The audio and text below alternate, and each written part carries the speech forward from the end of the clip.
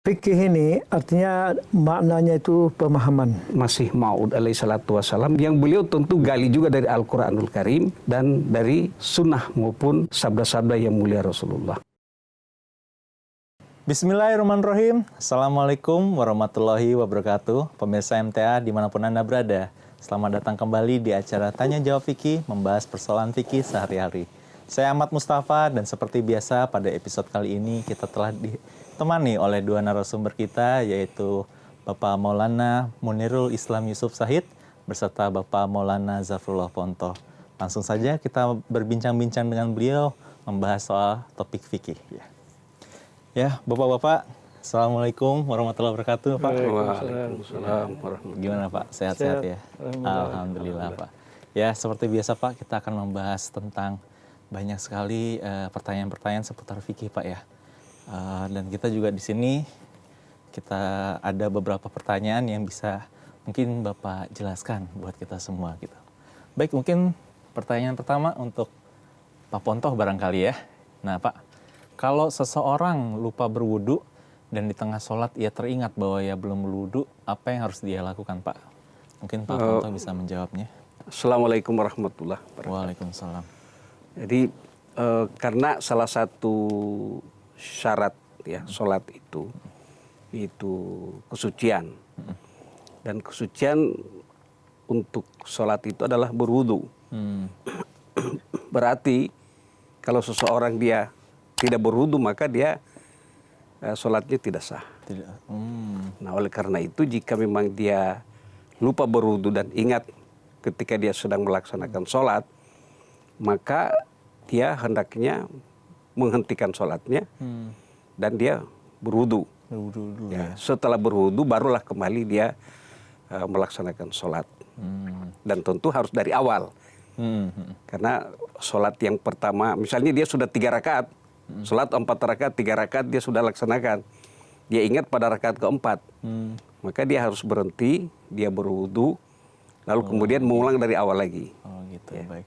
Nah, bagaimana kalau misalnya lagi berjamaah di tengah-tengah nih, Pak, posisi berdiri kita? Nah, jadi begini, ini memang karena itu darurat ya. Namanya kalau darurat semua ada jalan keluarnya. Kalau sama sekali di tengah-tengah dia lupa sama sekali, maka dia harus lihat posisinya dulu. Kalau memang posisi dia bisa dia keluar dari tempat sholat, ya kan? Misalnya dia hanya di kedua, ya kan? Kedua dari pinggir, ya. Nah, kalau dia kedua dari pinggir dan dia melihat bahwa kan yang permasalahannya itu adalah ada hadis yang mengatakan bahwa kalau orang lagi sholat, maka siapapun tidak boleh lewat di depannya atau berada di depannya itu. Tapi berada ini kan tentu ada maksudnya.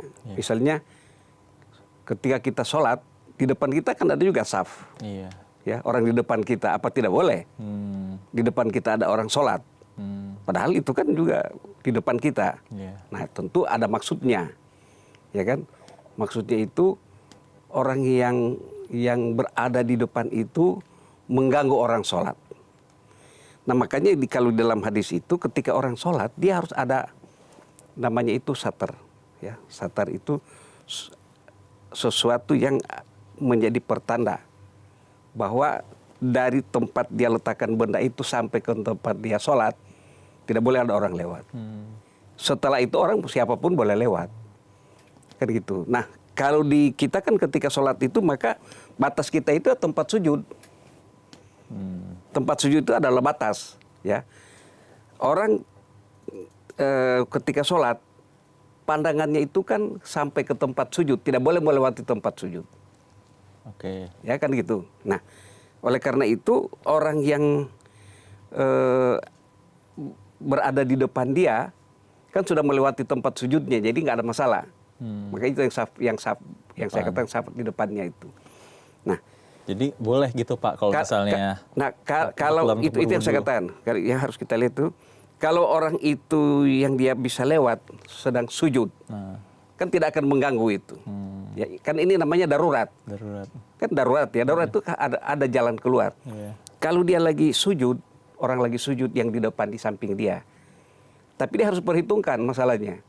Jangan sampai begitu dia baru lewat satu orang sudah duduk atau berdiri saf itu. Kan berarti pasti mengganggu. Oke. Kan gitu, itu permasalahan kan. Ini semua pertimbangan orang yang sedang sholat ini bermacam-macam itu. Ya orang lain tidak bisa terlalu dalam turut campur bagi orang yang sholat ini. Karena apa? Banyak permasalahan yang dihadapi oleh seseorang yang sedang sholat. Oke, mungkin untuk pertanyaan kedua untuk Pak Munir nih Pak. Saat menggabungkan sholat, misalnya zuhur dan asar, mungkinkah sholat pertama dilakukan dengan sholat kedua, yakni zuhur dan asar, atau sholat kedua dilakukan dengan sholat pertama, yaitu asar, dilakukan dengan zuhur. Nah, apakah ini tepat Pak? Ini untuk kayaknya untuk menjamak ya Pak ya? Ya. Jamak sholat. Nah, mungkin bisa di Bapak jelaskan. Assalamualaikum warahmatullahi wabarakatuh. Waalaikumsalam. Sholat itu adalah dikatakan diwajibkan pada waktu-waktu yang ditetapkan. Namun manusia tidak lepas dari segala urusan dan keterkaitan. Intinya dalam sholat itu adalah ketentraman. Kalau sesuatu dia waktu luang di awalnya dan itu dengan senang kita bisa kerjakan, itu lebih baik pada awali waktunya itu. Tetapi kalau di tengah waktu kondisi sedang berlangsung dan masih ada kelanjutan, dan kita melihat bahwa hal ini bisa diselesaikan pada waktu yang lebih luang, tentu lebih baik pada waktu yang berikutnya. Sehingga segala permasalahan itu diselesaikan satu demi satu. Nah, kalau memang ini urusan adalah agama, itu memang harusnya memang diselesaikan dulu sehingga ketika dalam sholat itu tidak berpikir dua kali. Dalam sholat itu memikirkan hal-hal yang belum terselesaikan itu. Nah, jadi intinya adalah bagaimana luang waktu yang kita miliki. Kalau di awal itu sebelum dikerjakan kegiatan kita bisa kerjakan, itu lebih bagus. Kalau sedang mengerjakan ada satu hal yang masih tergantung, masih ada keterkaitan, itu bisa diselesaikan dulu. Nah, jadi kita bisa namanya di badiah itu. Artinya di awal waktu yang itu kita tinggalkan dan kita gabungkan dengan waktu yang kedua.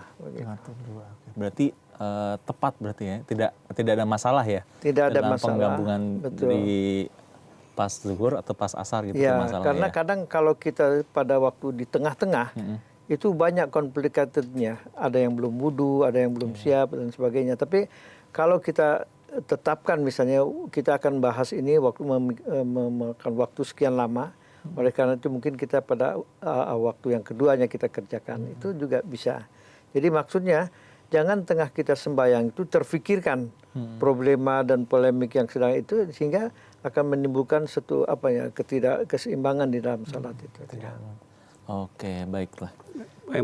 Barangkali mungkin ya bisa Boleh, sedikit Pak, silakan, karena Pak. ini lihat tulisannya, takutnya ada orang salah paham dengan tulisan. Bagaimana Pak? Ya, jadi kan di sini ini yang kedua itu atau sholat kedua dilakukan dengan sholat pertama yaitu asar dilakukan dengan zuhur. Nah khawatirnya orang memahami asar dulu baru Asar zuhur. dulu, oh iya. Tulisannya ini. Iya. Nah, mestinya mungkin pertanyaan itu apakah dilaksanakan waktu zuhur, waktu asar. Waktu asar gitu Pak Nah, ya. kan gitu. Iya. Jadi di sini ini yang perlu dijelaskan bahwa seperti yang beliau jelaskan, memang bagus itu di waktu zuhur, dijamah dengan asar kalau memang itu memerlukan pertimbangannya ya. Iya.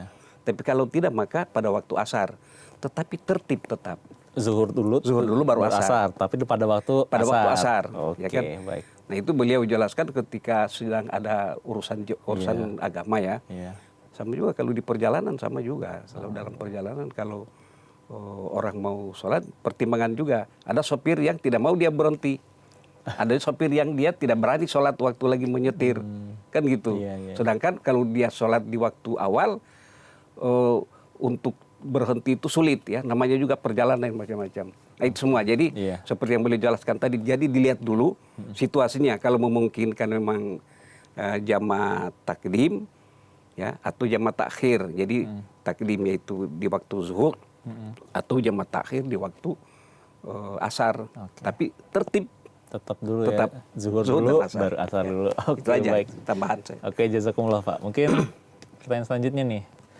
Jika seseorang datang setelah bekerja dan berbandingkan keringat dan ingin melakukan sholat berjamaah, haruskah ia mandi dulu sebelum sholat atau bisakah ia ikut sholat ketika tubuhnya penuh dengan keringat? Maksudnya mungkin wudhu aja gitu, habis itu sholat tapi tetap berkeringat gitu. Pak Ponto mungkin bisa menjelaskan boleh nggak kita saat berkeringat Kan begini, gitu? salah satu syarat juga sahnya sholat itu ya adalah dia orang itu tidak bernajis, ya kan? Salah satu sahnya itu.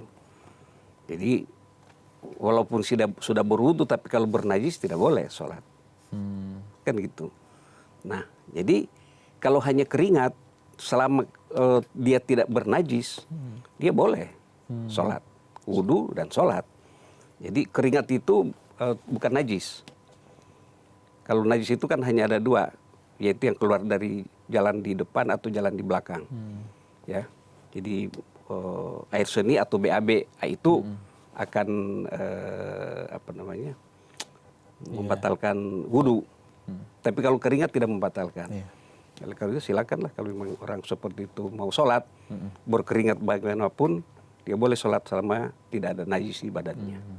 Untuk Pak Munir barangkali, jika sudah waktunya sholat dan seseorang merasa lapar dan makanan telah disiapkan dalam situasi seperti itu, apakah orang harus makan terlebih dulu atau sholat terlebih dahulu? Silakan Pak.